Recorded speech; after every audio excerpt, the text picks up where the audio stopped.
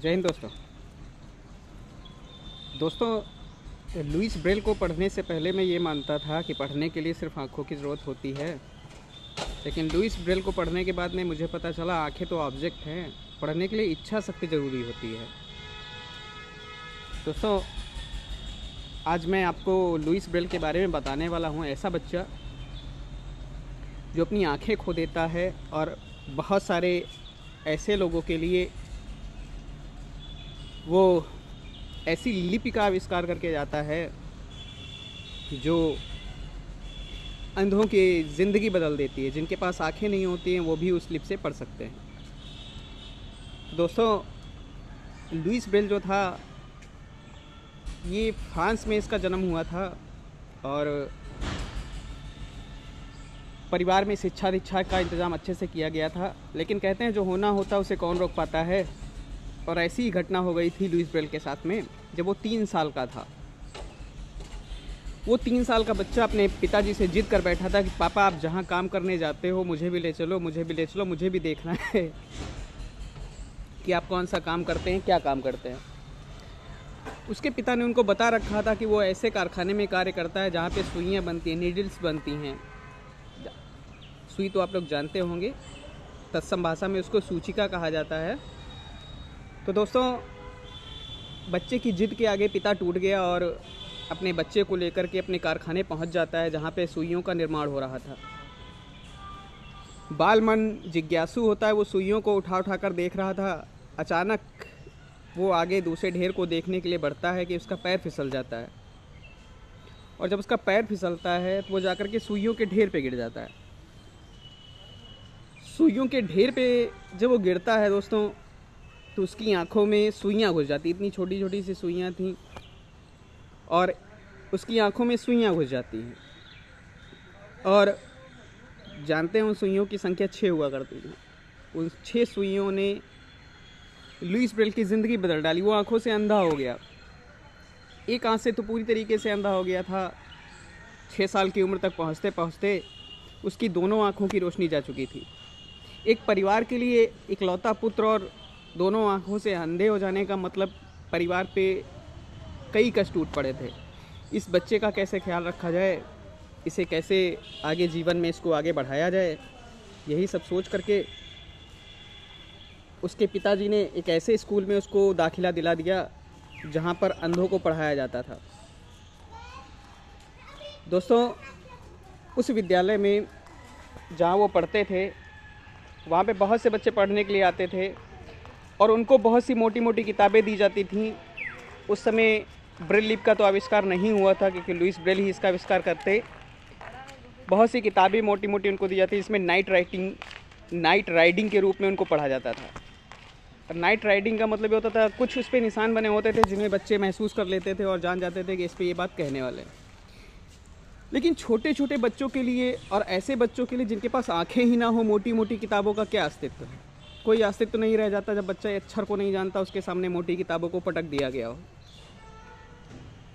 इन्हीं परेशानियों से जूझते जूझते लुइस ब्रेल बड़े हुए पढ़ते पढ़ते और उनके पिता हमेशा उनके कंधे पर हाथ रख के कहते थे, लुइस तू ऐसा कुछ कर जा कि जैसे तुझे तकलीफ़ होती है ना बिना आँखों के, ऐसे और भी लोग होंगे जिनके पास आँखें नहीं होंगी लेकिन आग लगी पड़ी होगी दुनिया को जानने की, पढ़ने की, कि आखिर दुनिया क्या है, कैसे पढ़ा जाए, कैसे आगे बढ़ा जाए। लुइस ब्रेल अपने पिता की बातों को दिमाग में रख रहे थे और वो नाइट राइडिंग जो होती थी, नाइट रीडिंग पढ़ने वाली बुकें जो होती थी 12 निशान वाली होती थी। अब इससे पहले उसके सेना में यूज़ किया जाता था। सेना गुप्त कोड भेजने के लिए उनका प्रयोग किया करती थी। लुइस ब्रेल जब बड़े हुए तो उनमें ये इच्छा रह गई कि अपने जैसों के लिए क्या करूँगा, मैं ऐसी कुछ ऐसा कर जाऊँगा कि इनको पढ़ने में तकलीफ़ ना हो।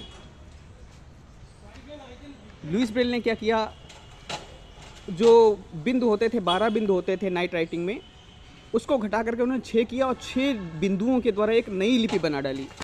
भाषा की ऐसी लिपि जो अंधों के पढ़ने के लिए हो जाए। अंधे उसको छू कर महसूस करके जान जाएं क्या बना हुआ है, क्या लिखा हुआ है, वो उसको देख कर पढ़ सकते हैं। अक्सर हम लोगों के हाथ में 100 का, 500 का, 200 का नोट आए तो शायद आँखें बंद कर लें तो हाथों से पहचानना ना बन पाए कि ये 200 का नोट है या 500 का नोट है या 100 रुपये का नोट है। लेकिन अंधे लोगों में इतनी सेंसिटिविटी होती है कि उसके साइड में कॉर्नर पे कुछ निशान दिए होते हैं जिनको छू करके ऐसे महसूस करके वो बता देते हैं ये 100 का नोट है, 500 का नोट है या 200 का नोट है। ऐसे ही लुइस ब्रेल ने क्या किया, एक लिपि बनाई अंधों के पढ़ने से संबंधित, जिसको ब्रेल लिपि आगे चल करके नाम दिया गया। जब वो मर जाते हैं 1854 में, तब तक तो ये मान्यता नहीं मिली थी, लेकिन फ्रांस में उनके मरने के बाद में जब इस लिपि के बारे में लोगों को पता चला तो उस लिपि को ब्रेल लिपि का नाम दे दिया गया। आज 4 जनवरी है, 4 जनवरी को लुइस ब्रेल दिवस मनाया जाता है। और आज जो अंधे उस लिपि को पढ़ रहे हैं, जीवन में आगे बढ़ रहे हैं, उस लिपि को बनाने वाला जो था आज ही पैदा हुआ था दोस्तों, 4 जनवरी को फ्रांस में। तो फ्रांस के रहने वाले महान लुइस ब्रेल को उनके जन्मदिन की बहुत बहुत शुभकामनाएँ, और उनकी तरफ से भी ढेर ढेर शुभकामनाएँ जो उनको जानते नहीं हैं लेकिन उनकी बनाई लिपि के द्वारा दुनिया को जान रहे हैं। ऐसे भी बहुत से अनगिनत लोगों की तरफ से मैं लुइस ब्रेल की आत्मा को थैंक यू बोलूँगा। कहीं ना कोई रह ही जाता है, तो उनको मैं थैंक यू बोलना चाहूँगा कि उन्होंने अंधों के पढ़ने संबंधी ये लिपि बना डाली थी। तो दोस्तों, लुइस ब्रेल ने जो लिपि बनाई, ब्रेल लिपि, और उसमें 6 डॉट्स होते हैं, ध्यान रखिएगा। बहुत सारे क्वेश्चन बना देता है, पेपर में आपसे पूछ बैठता है कभी कभी कि लुइस ब्रेल ने जो ब्रेल लिपि बनाई थी किससे पढ़ने से संबंधित थी। तो आपका आंसर बनना चाहिए कि लुइस ब्रेल ने इस ब्रेल जो लिपि थी अंधों से पढ़ने, इसका आविष्कार किया था, उन्होंने बनाया था। यदि आपसे कह देता है कि ब्रेल लिपि जो है उसमें कितने डॉट्स का प्रयोग होता है, तो दोस्तों ध्यान रखिएगा, उसमें सिर्फ 6 डॉट्स होते हैं। कितने डॉट्स होते हैं? 6 डॉट्स होते हैं, जिनके सहारे व्यक्ति वो पढ़ पाता है कि आखिर इस पर क्या लिखा हुआ है। दोस्तों, यहाँ तक वीडियो देख लिया है ना, तो एक जानकारी और लेके जाइए। आपको उत्तर प्रदेश से संबंधित कहीं क्वेश्चन आएगा तो आपको नंबर दिलाएगा और लोगों से थोड़ा सा आगे रखेगा। दोस्तों, आपसे पूछ लेगा ब्रेल लिपि प्रेस कहाँ पे है, उत्तर प्रदेश में ब्रेल लिपि प्रेस कहाँ पे है, जहाँ पे अंधों के पढ़ने संबंधी बच्चे जो हैं उनके ये किताबें छपी जाती हैं। तो दोस्तों, आप बोल दीजिएगा, सीधे पहुँच जाइएगा गोमती के किनारे बसे हुए लक्ष्मणपुरी, जिसका पुराना नाम था, जिसे हम वर्तमान में लखनऊ कहते हैं ना, नवाबों की नगरी और नज़ाकत नफासत का नगर, ये सब लखनऊ को ही बोला जाता है। तो ध्यान रखिएगा दोस्तों, लुइस ब्रेल के नाम से इतने क्वेश्चन आएंगे आपके पास में, और ये भी याद रखिएगा ब्रेल लिपि जो है प्रेस कहाँ पे है, ये आपको मिलेगी लखनऊ में। तो दोस्तों, वीडियो अच्छा लगे तो अपने दोस्तों को भेजिएगा। नया वीडियो देख रहे हैं तो सब्सक्राइब जरूर करिएगा। ऐसी जानकारियों के साथ मिलता रहूँगा, आपके साथ जोड़ता रहूँगा, छोटी से कड़ी और एक बन जाएगी पढ़ने वालों की जंजीर। तो मिलता हूँ दोस्तों अगले वीडियो में, तब तक अपनों का ख्याल रखिए और जय हिंद, विजय हिंद। अपनों का ख्याल रखिए, अपनी तैयारियों में लगे रहिए।